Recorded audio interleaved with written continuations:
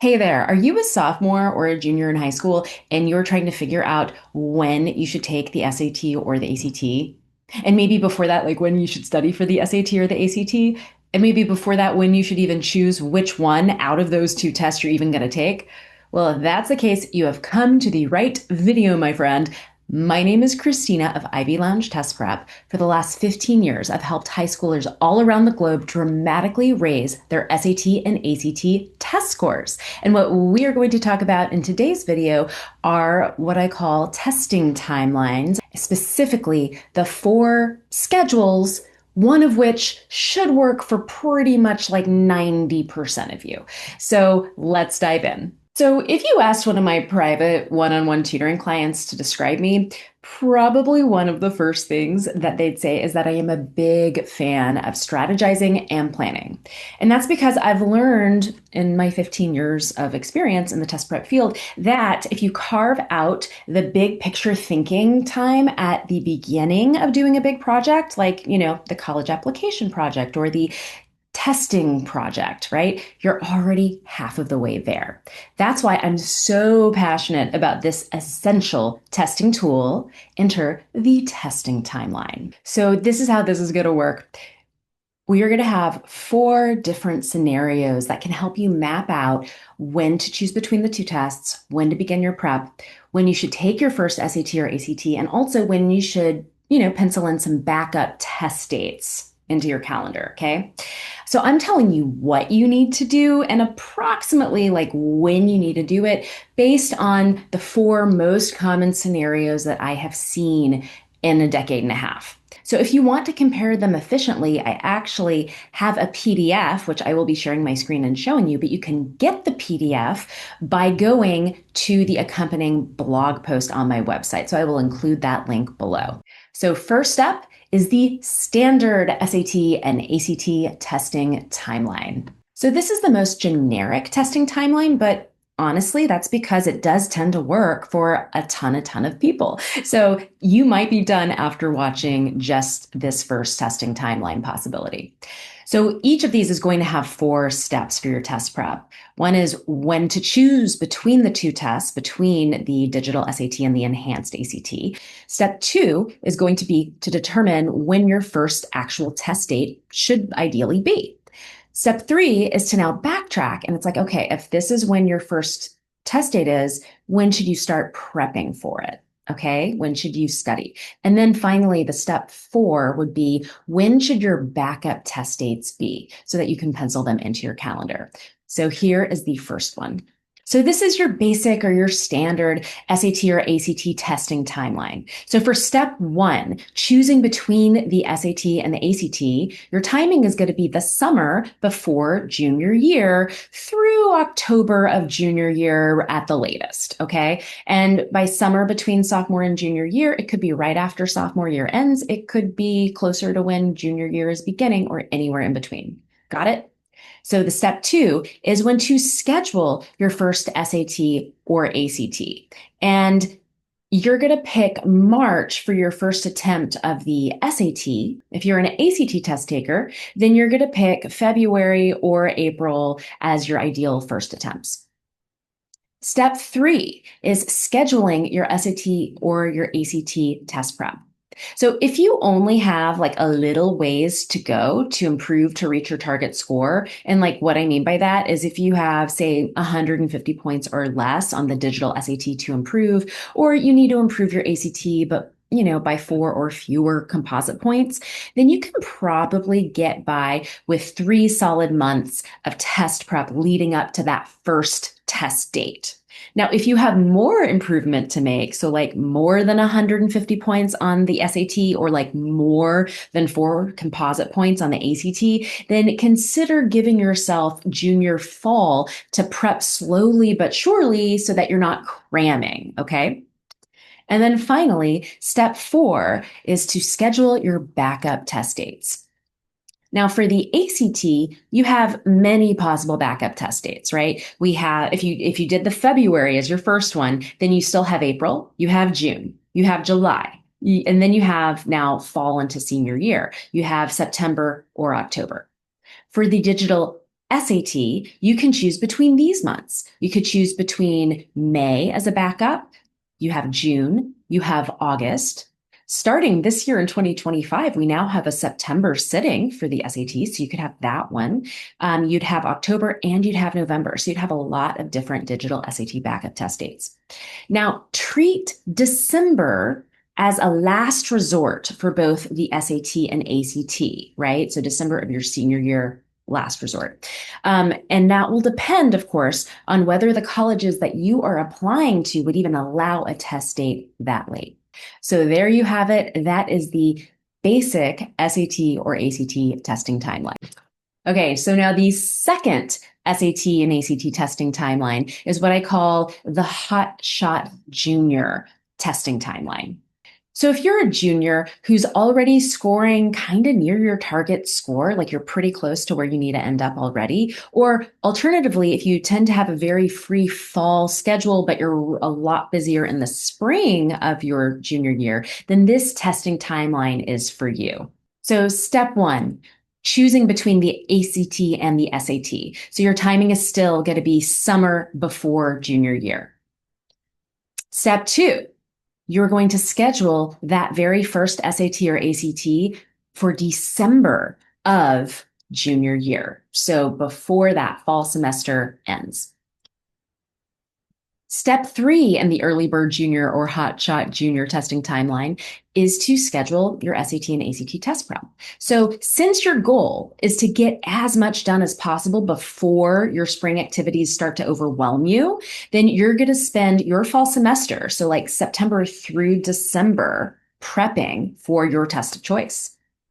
And then finally, we've got step four, which is scheduling your backup SAT and ACT test dates. So for the ACT, you can have many possible backup test dates. Again, you've got February as a backup date, April, June, July, September, and October. For the SAT, you can choose between these months as your backups. You have March, May, June, August. Starting now, we have September, and then October and November. Again, you are going to treat the December sitting for the SAT and the ACT, December of your senior year, as your last resort for both tests. And again, it depends on if the colleges you're applying to would even allow a test date that late.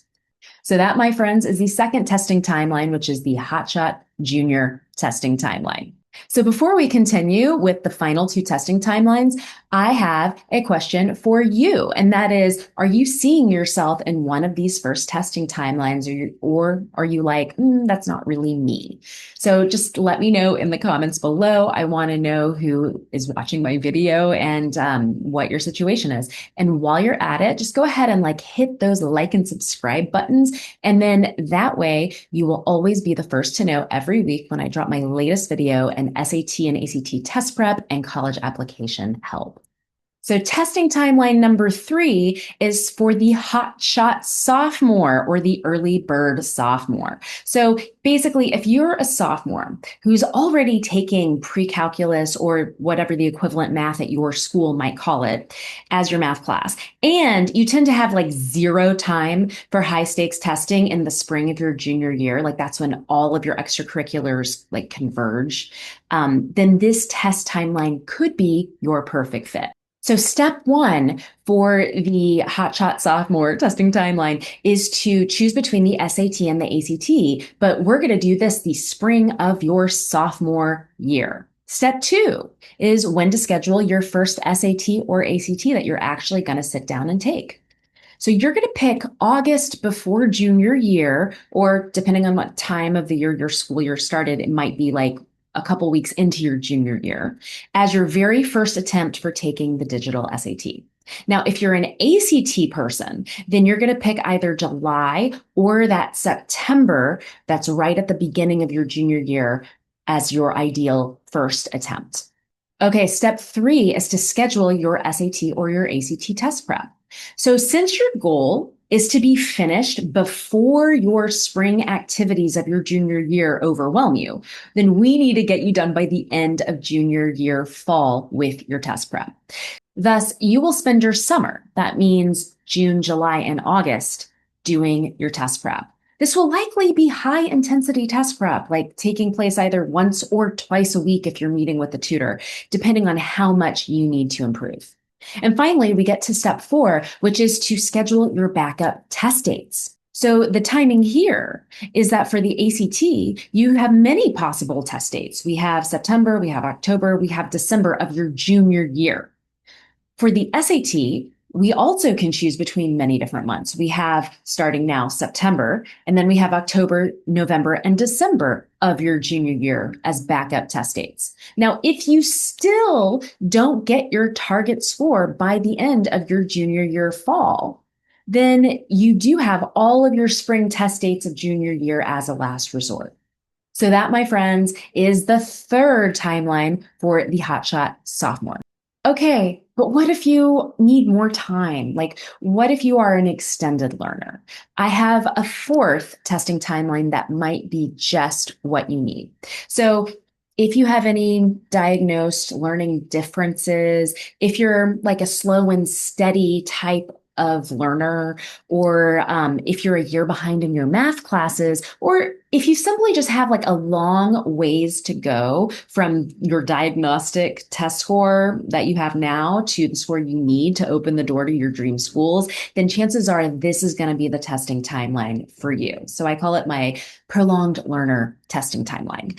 So let's talk step 1 for this testing timeline. When are you choosing between the SAT and the ACT in the first place? And the answer is between sophomore and junior year. So the summer before junior year through October of junior year fall, kind of at the latest, that's when you want to know at least which test you're taking.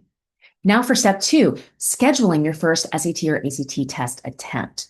So if you are an SAT person, you're going to pick March as your first attempt for taking the SAT.